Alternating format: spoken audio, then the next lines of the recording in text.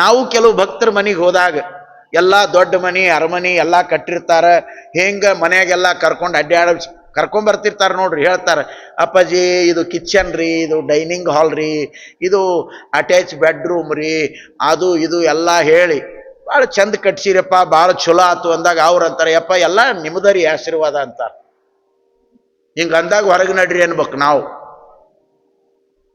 ಎಲ್ಲ ನಿಮ್ದರಿ ಅಪ್ಪ ಅಂತಾರಲ್ಲ, ಮತ್ತು ನಮ್ದಾದ್ಮೇಲೆ ನಿಮ್ದೇನು ಕೆಲಸ, ಹೊರಗೆ ನಡ್ರಿ ಅಂದ್ರೆ ಯಾಕೋ ಸ್ವಾಮಿ ತೆಲಿಗಿಲಿ ಕೆಟ್ಟದ್ದು ಹೇಳುತ್ತಾರೆ. ಹೌದಲ್ಲ? ನಾವು ಪೂಜೆ ಮಾಡಲಿ, ಪುನಸ್ಕಾರ ಮಾಡಲಿ, ಧರ್ಮ ಮಾಡಲಿ, ದಾನ ಮಾಡಲಿ, ದಾಸೋಹ ಮಾಡಲಿ, ಇನ್ನೊಬ್ಬರ ಜೊತೆಯಲ್ಲಿ ಮಾತಾಡಲಿ, ಏನೇ ಮಾಡಿದರೂ ಕೂಡ ಒಲವಿನಿಂದ ಮಾಡಬೇಕು. ಆ ಒಲವು ಬದುಕಿಗೆ ಗೆಲುವನ್ನು ತಂದು ಕೊಡುತ್ತದೆ.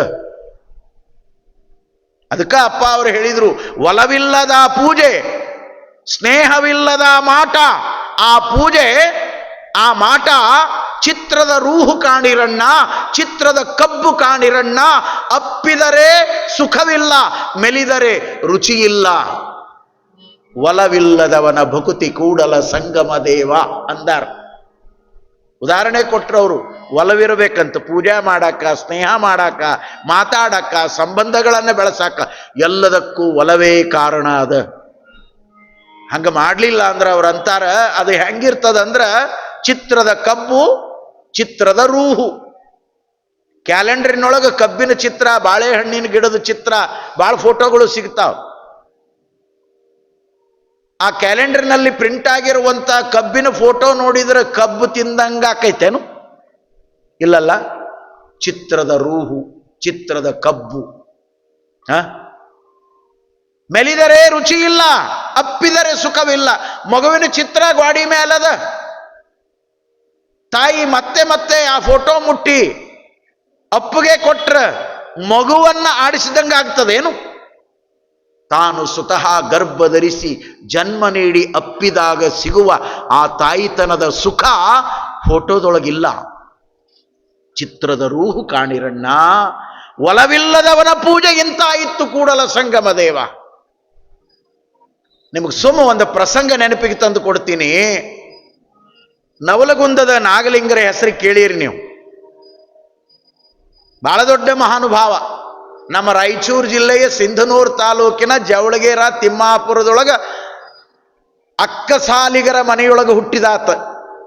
8ನೇ ವಯಸ್ಸಿಗೆ ವೈರಾಗ್ಯ ತಾಳಿ ಊರು ಬಿಟ್ಟಾತ. ನಿರುಪಾದಿಗಳಿಂದ ಅನುಗ್ರಹವನ್ನು ಪಡೆದಾತ. ಬಹಳ ವಿಚಿತ್ರವಾದ ಲೀಲಾಮೂರ್ತಿಯಾಗಿ, ಅವಧೂತ ಸಂತನಾಗಿ ನಾಡಿನ ತುಂಬ ಓಡಾಡ್ದಾತ. ಬಹಳ ಮಂದಿ ಪಲ್ಲಕ್ಕಿಯಾಗಿ ಓಡಾಡ್ತಾರ. ಆದ್ರೆ ಅವಧೂತ ಸಂತ ಹೆಣ ಹೊತ್ಕೊಂಡು ಹೋಗಿ ಯಾವ ಸುಡುಗಾಡ್ಯಾಗ ಚಟ್ಟ ಒಗದು ಬರ್ತಿದ್ರು, ಆ ಚಟ್ಟ ಪಲ್ಲಕ್ಕಿ ಮಾಡಿ ಅಡ್ಡಾಡ್ದವ ನವಲಗುಂದ ನಾಗಲಿಂಗ. ಚಟ್ನ್ಯಾಗ ಕುಂತು ಹೋಗಿದ್ದ, ಅದೇ ಪಲ್ಲಕ್ಕಿ ಆತನಿಗೆ. ಅದು ಒಂದು ಲೀಲಾ. ಇಂಥ ನಾಗಲಿಂಗ ಒಂದೊಮ್ಮೆ ಸಂಚಾರ ಮಾಡ್ತಾ ಮಾಡ್ತಾ ಮಾಡ್ತಾ ಬಾದಾಮಿ ಸಮೀಪದಲ್ಲಿರುವಂತ ಬನಶಂಕರಿಗೆ ಬರ್ತಾನ. ಆವಾಗ ಬನಶಂಕರಿ ಜಾತ್ರೆ ನಡೆದಿತ್ತು. ಇವತ್ತು ಬನಶಂಕರಿ ಜಾತ್ರೆ ಇಷ್ಟು ಅದ್ಭುತ ನಡೀತದ. 6 ತಿಂಗಳು ರೈತರಿಗೆ ಬೇಕಾಗುವ ಸಾಮಾನೆಲ್ಲ ಅಲ್ಲಿ ಸಿಗ್ತಾವ. ರೈತರೇ ಅಲ್ಲಿಗೆ ಬರ್ತಾರೆ. ಇವತ್ತಿಗೂ ಬಹಳ ಅದ್ಭುತ ಜಾತ್ರೆ ಅದು. ಜಾತ್ರೆ ನಡೆದ ತಿಂಗಳಾಗ್ಯದ. ತಿಂಗಳ ಮೇಲೆ ನಾಗಲಿಂಗ ಕೈಯೊಳಗ ಕಮಂಡಲ, ದಂಡ, ಹೆಗಲಿಗೆ ಜೋಳಗಿ, ಜಟಾ ಮುಕುಟಧಾರಿ, ಮೈ ಮೇಲೆ ಮಡಿವಸ್ತ್ರವನ್ನು ಉಟ್ಟು ಉಗ್ರ ರೂಪವನ್ನು ತಾಳಿ ಬಂದು ಬನಶಂಕರಿಗೆ ಎದುರಿಗೆ ನಿಂತು ಆ ದೇವಿಯ ಜೊತೆಯಲ್ಲಿ ತನ್ನ ಅನುಸಂಧಾನದ ಮಾತುಗಳನ್ನು ಮಾತಾಡಿ ಸರಸರನೆ ಆ ಜಾತ್ರೆಯ ಮಾರ್ಗದೊಳಗೆ ಸಾಗಿ ಸಾಗಿ ಸಾಗಿ ಬರುವಾಗ ಆ ಅವಧೂತ ಸಂತರ ಖಾಸಾ ಭಕ್ತ, ಅವನ ಹೆಸರು ತವನಪ್ಪ ಅಂಥೇಳಿ. ತವನಪ್ಪ ಇದೇ ಕಮಲಾಪುರದವ, ಕಲಬುರಗಿ ಜಿಲ್ಲೆಯವ. ದೊಡ್ಡ ಭಾಂಡೆ ವ್ಯಾಪಾರಿ ಆ ಕಾಲಕ್ಕವ. ಜಾತ್ರೆ ಭಾಂಡೆ ವ್ಯಾಪಾರ ಮಾಡ್ತಿದ್ದ. ತವನಪ್ಪ ಅಪ್ಪ ಅವರು ಬಂದಾರಂತ ತಿಳ್ಕೊಂಡು ತನ್ನ ಅಂಗಡಿಯಾಗ ಏನು ಗಲ್ಲಾಪೇಟಿ ಮೇಲೆ ಕುಂತಿದ್ದ, ಕೆಳಗಿಳಿದು ಜಿಗಿದು ಓಡೇ ಬಂದವನೇ ಪಾದಕ್ಕೆ ನಮಸ್ಕಾರ ಮಾಡಿದ. ಏನೋ ತವನ್ಯ ಹೆಂಗ ನಡೆದದ ವ್ಯಾಪಾರ ಅಂದ್ರು ನಾಗಲಿಂಗರು. ಯಪ್ಪ ಯಾಕೋ ಏನೋ ಈ ವರ್ಷ ವ್ಯಾಪಾರ ಚಲೋನೇ ಇಲ್ಲ, ಭಾಂಡ್ಯದ ಅಂಗಡಿಯಾಗ ಏನೇನು ಮಾಲ್ ತಂದು ಹಾಕ್ಕೊಂಡು ಕುಂತೀನಿ ಹಂಗ ಕುಂತದ ಅಂದವ. ಅವಾಗ ನಾಗಲಿಂಗರು ಒಂದು ಮಾತಂತಾರ, ಮಗನ ನಿನಗೇನು ವ್ಯಾಪಾರ ಮಾಡಕ್ ಬರ್ತದ್ಲೆ, ನಾ ಮಾಡ್ತೀನಿ ಬಾ ವ್ಯಾಪಾರ ಅಂದ್ರವ್ರು. ಹೆಂಗ ನಡೆದಾವ ಲೀಲೆಗಳು. ನಿಮಗೆ ಅಚ್ಚರಿಯ ಮಾತು ಹೇಳ್ತೀನಿ. ಅವ ಕೈ ಮುಗಿದು ನಿಂತ, ಯಪ್ಪ ನಿನ್ನ ವ್ಯಾಪಾರದ ಮುಂದೆ ನಂದೇನು ವ್ಯಾಪಾರ, ಇದು ವ್ಯಾಪಾರದ ಜಗತ್ತು ಅಂತ ಬಸವಣ್ಣನವರೇ ಹೇಳ್ತಾರ. ಧರಣಿಯ ಮೇಲೊಂದು ಹಿರಿದಪ್ಪ ಅಂಗಡಿಯ ನಿಕ್ಕಿ ಹರದ ಕುಳ್ಳಿರ್ದ ನಮ್ಮ ಮಹಾದೇವ ಶೆಟ್ಟಿ, ಒಮ್ಮನವಾದರೆ ನುಡಿವ ಇಮ್ಮನವಾದರೆ ನುಡಿಯ, ಕಾಣಿಯ ಸೋಲ ಅರ್ಧಗಾಣಿಯ ಗೆಲ್ಲ ಜಾಣ ನೋಡವ್ವ ನಮ್ಮ ಕೂಡಲ ಸಂಗಮ ದೇವ. ಪರಮಾತ್ಮ ಮಹಾದೇವ ಶೆಟ್ಟಿಯ ವ್ಯಾಪಾರದ ಜಗತ್ತಿದು. ಇಲ್ಲಿ ಜಾಣತನದ ವ್ಯಾಪಾರ ಮಾಡುವವರಿಗೆ ಲಾಭ ಅದ ನೋಡಿ.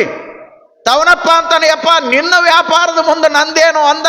ನಡಿಯೋ ಮಗನ ಅಂತ ಒಳಗೆ ಬಂದು ಅಂಗಡಿಯಾಗ ನಿಂತ್ಕೊಂಡು, ಜಾತ್ರೆಗೇನು ಮಂದಿ ಬಂದಿದ್ರಲ್ರಿ, ಸಾವಿರ ಸಾವಿರ ಸಂಖ್ಯೆಯೊಳಗೆ ಆ ಕಡೆ ಈ ಕಡೆ ಆ ಕಡೆ ಈ ಕಡೆ ಅಂಗಡಿ ಮುಂದೆ ದಾರಿಯೊಳಗೆ ತಿರುಗಾಡ್ತಿದ್ರಲ್ಲ, ಅವ್ರನ್ನೆಲ್ಲ ನಾಗಲಿಂಗರು ಕೂಗಿ ಕೂಗಿ ಕರೀತಾರ, ಬರ್ರಿಯೋ ಬರ್ರಿಯೋ ಬರ್ರಿಯೋ, ನಿಮಗೆ ಇಂಥ ವ್ಯಾಪಾರ ನಾ ಮಾಡ್ತೀನಿ ಬರ್ರಿಯೋ, ನಿಮಗೆ ಯಾರಿಗೆ ಏನು ಬೇಕು ಪುಕ್ಕಟ್ಟೆ ತಗೊಂಡು ಹೋಗ್ರಿ. 5 ನಿಮಿಷದಾಗ ಅಂಗಡಿನ ಖಾಲಿ ಆತು. ಪುಕ್ಕಟ್ಟೆ ಅಂದ್ರೆ ನಮ್ಮ ಮಂದಿ ಕಾಯ್ಕೊಂಡು ಕುಂತಾರ. ನಿಮಗೆ ಹೇಳ್ತೀನಿ, ಭಾಂಡ್ಯದ ಅಂಗಡಿ ಎಲ್ಲ ಜಾಳ ಜಾಳ ಜಾಳ ಜಾಳ ಜಾಳ. 5 ನಿಮಿಷದಾಗ ಇವ ಸುಮ್ಮ ಮುಗ್ಧ ಭಕ್ತ ನಿಂತು ಬಿಟ್ಟಿದ್ದ. ನಂಬ್ಯಾನ, ನಂಬಿಗೆಗೆ ಫಲ ಹೆಂಗದ ನಿಮಗ ಉದಾಹರಣೆ ಕೊಡ್ತೀನಿ. ಶರಣಪ್ಪನವರನ್ನ ದೊಡ್ಡಪ್ಪನವರು ನೀಲಮ್ಮ ತಾಯಿ ಹಂಗ ನಂಬಿದ್ರು, ಹಂಗ ನಂಬಿಗೆ ನಂಬಿದ್ರ ಹಂಗ ನಂಬಬೇಕು. ನಿಮಗೆ ಹೇಳ್ತೀನಿ, ಸೊಮ್ಮ ಭಾವುಕನಾಗಿ ಕೈ ಮುಗಿದು ನಿಂತಾಗ ನಾಗಲಿಂಗರಂದ್ರು, ಹೆಂಗದೋ ಮಗನ ವ್ಯಾಪಾರ, ಯಪ್ಪ ನಿನ್ನ ವ್ಯಾಪಾರ ಜಗತ್ನಾಗ ಯಾರು ಮಾಡ್ತಾರೋ ತಂದೆ ಅಂತ ನಮಸ್ಕಾರ ಮಾಡಿದವ. ಮಾಡಿದಗಳೇನೆ ನಾಗಲಿಂಗನಂತಾರ, ಮಗನ ವ್ಯಾಪಾರ ಮುಗಿದ ಮೇಲೆ ಇಲ್ಲೇನದ ಅಂಗಡಿಯಾಗ ನಡಿ ಅಂದ್ರು. ವ್ಯಾಪಾರನ ಮುಗಿದದ ಮತ್ತೇನದ ನಡಿ ಅಂದ್ರು. ನಡಿಯಪ್ಪ ಅಂದ. ನಾಗಲಿಂಗರ ಮುಂದೆ ಇವ ಹಿಂದಿಂದ ತಿರುಗಿ ನೋಡ್ಲಿಲ್ಲ ಅಂಗಡಿ ಸಹಿತವ. ಅವ ಎಂತ ನಿಷ್ಠಾವಂತ. ಹಿಂಗ ಹೋಗೋ ಮುಂದೆ ಬನಶಂಕರಿ ಗುಡಿ ಮುಂದೆ ಬಂದು ನಿಂತ್ಕೊಳ್ಳೇನೆ ತಿರುಗಿ ನೋಡಿ ನಾಗಲಿಂಗರಂತಾರ, ಮಗನ ವ್ಯಾಪಾರ ಮುಗಿದ ಮೇಲೆ ಇನ್ನೇನದ ಜೋಳಿಗೆ ಹಾಕಂದ್ರು. ಯಪ್ಪ ಜೋಳಿಗೆಯಲ್ಲಿ ನಿಂದ ಕೊಡ್ತಿ ಏನಂದ. ನಂದಲ್ಲೋ ಮಗನ, ನಿನ್ನ ಅಂಗಿ ಬಿಚ್ಚು, ಅಂಗಿನ ಜೋಳಿಗೆ ಮಾಡಂದ್ರು. ಅವ ಅಂಗಿ ಬಿಚ್ಚಿದ, ಜೋಳಿಗೆ ಮಾಡಿದ, ಮುಂಗೈಗೆ ಹಾಕೊಂಡ, ಜೋಳಿಗೆ ಹಾಕಿ ಅಂದ ಮೇಲೆ ಮಗನ ಬಿಕ್ಕಿ ಬೇಡು ಅಂದ್ರು. ಆಗ್ಲಪ್ಪ ಅಂದವ. ಇಟ್ಟಂದು ಹೊಂಟಿದ್ದ, ಏನು ಬೇಡ ಬಿಕ್ಕಿ. ಅಲ್ಲೆಲ್ಲ ಗಿಡದ ಕೆಳಗೆ ಜಾತ್ರೆ ಮಾಡಾಕ ತಾಯಂದಿರು ಬಂದಾರಲ್ಲ, ಅವ್ರು ಬುತ್ತಿ ಬಿಚ್ಚಿ ಊಟ ಮಾಡೋ ಮುಂದೆ ಎಲ್ಲರ ಕಡೆ ಒಂದೊಂದು ರೊಟ್ಟಿ ಭಿಕ್ಷಾ ಮಾಡ್ಕೊಂಡು ಬಾ, ಮುಂದೆ ಸರಸ್ವತಿ ಹಳ್ಳದೊಳಗೆ ಮೈ ತಕ್ಕೊಂಡು ನಾನು ಧ್ಯಾನಕ್ಕೆ ಕುಂತಿರ್ತೀನಿ, ನೀ ತಂದ ಮೇಲೆ ಇಬ್ರು ಕೂಡಿ ಪ್ರಸಾದ ಮಾಡೋಣ ಅಂತ ನಾಗಲಿಂಗರು ಹೇಳಿ ಮುಂದಕ್ಕೆ ಹೋದ್ರು.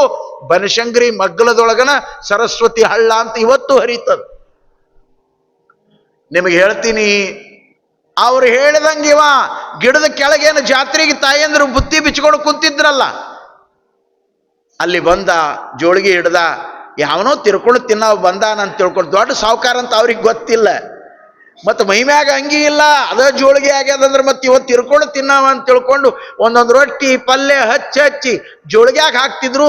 ಇಟ್ಟೆತ್ರ ಆತದು ರೊಟ್ಟಿ.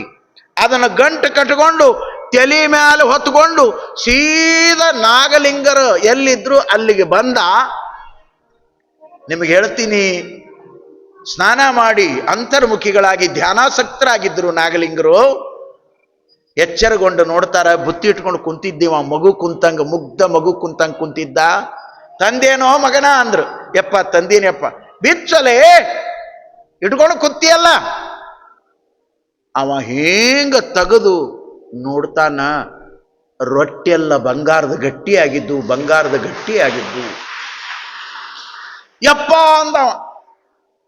ಏನೆಪ್ಪಲೆ ಯಪ್ಪ ರೊಟ್ಟಿ ಇಲ್ಲ, ಎಲ್ಲ ಬಂಗಾರದ ಗಟ್ಟಿ ಆಗ್ಯಾವ. ಮಗನ, ರೊಟ್ಟಿಯಲ್ಲೇರ ಜಗತ್ನ್ಯಾಗ ಬಂಗಾರ ಆಕಾವೇನೋ?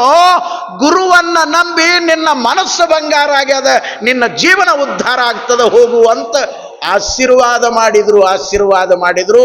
ಅವ ಬದುಕಿನೊಳಗ ದೊಡ್ಡ ಸಿರಿವಂತನಾಗಿನೇ ಬದುಕು ಕಳೆದು ಹೋದ. ಮನಸ್ಸು ಮಡಿಯಾಗಬೇಕು, ಮನಸ್ಸು ಬಂಗಾರ ಆಗಬೇಕು. ಭಾವಭಕ್ತಿ ಅದು ಒಲುಮೆಯಿಂದ ಕೂಡಿರಬೇಕು. ಅಂತ ಒಲುಮೆಯ ಸಾಕಾರದ ಮೂರ್ತಿಗಳಾಗಿ ನೀಲಮ್ಮ ತಾಯಿ ದೊಡ್ಡಪ್ಪನವರು ಶರಣಪ್ಪನವರಿಗೆ ತಮ್ಮನ್ನ ತಾವು ಕಾಯ ವಾಚ ಮನಸ್ಸ ತ್ರಿಕರಣಪೂರ್ವಕವಾಗಿ ಅರ್ಪಣ ಮಾಡಿಕೊಂಡ್ರು ಅಂತ ತಿಳ್ಕೊಂಡು ಆ ಭಾಗ್ಯದ ಬೆಳಕು ಇಲ್ಲಿಯವರೆಗೂ ಕೂಡ ಅದು ಬೆಳಕಾಗಿ ಇವತ್ತು ಕಲಬುರಗಿಯನ್ನ ಕೈಲಾಸ ಮಾಡಲಿಕ್ಕೆ, ಈ ದಾಸೋಹದ ಪರಂಪರೆಗೆ ಬೆಳಕನ್ನು ಚೆಲ್ಲಲಿಕ್ಕೆ ಅದು ಕಾರಣ ಆಗಿದೆ ಅನ್ನುವಂಥ ಅದ್ಭುತವಾದ ಪವಾಡ ಲೀಲೆ ಶರಣರ ಬದುಕಿನೊಳಗ ನಡೆದಿರುವಂಥದ್ದು.